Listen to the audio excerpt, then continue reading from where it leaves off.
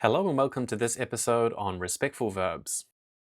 By the end of this lesson, you'll have a solid understanding of how respectful verbs work and how to recognize their different forms in Japanese.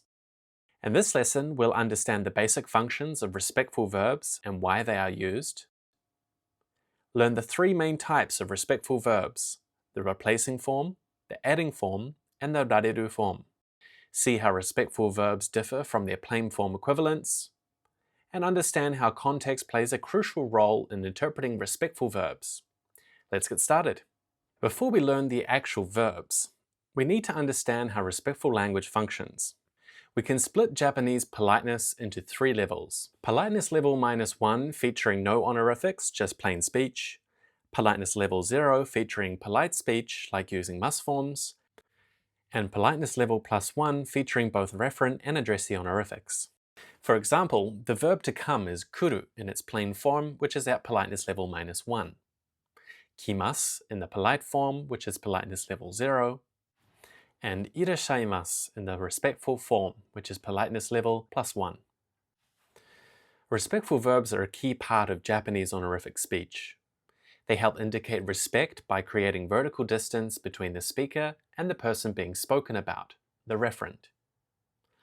Very often the person spoken about is also the person we are speaking to, but we can also speak respectfully about someone who is not present.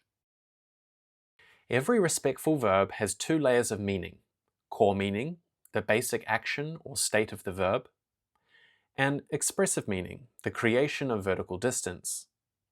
For example, osharu, to say, has the core meaning you, to say, but adds respect by creating vertical distance. Now let's talk about respectful verbs.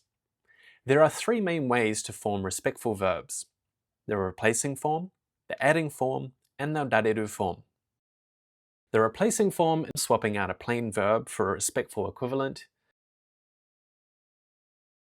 The adding form, adding things to a plain verb to make it respectful. And the reru form, which uses the reru grammatical structure to add respect. Let's go through each of these with examples. The replacing form involves completely swapping out a plain verb with a new respectful verb. For example, the plain verb kuru is replaced by the respectful verb irasharu. In the case of the adding form, instead of replacing the whole verb, in this form we add things to the plain verb to make it respectful. For example, the plain verb kairu is transformed into the respectful verb okaeri ni naru. The third and final form is also grammatical. This form is created by adding rareru to the plain verb. This type is the most flexible, meaning it can make almost any plain verb respectful, and it is also considered the easiest form to use. For an example, the plain verb kuru is transformed into the respectful verb korareru. To recap, respectful verbs create vertical distance between the speaker and the referent.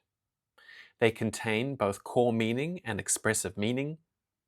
And there are three types of respectful verbs. These are the replacing form, the adding form, and the reru form. We'll look at each of these three types of verbs in more detail, starting from the most to least respectful, which is replacing, adding, and then reru. Before we get to that, in the next lesson, we'll look at how respectful verbs show respect to people not present in the conversation. See you next time.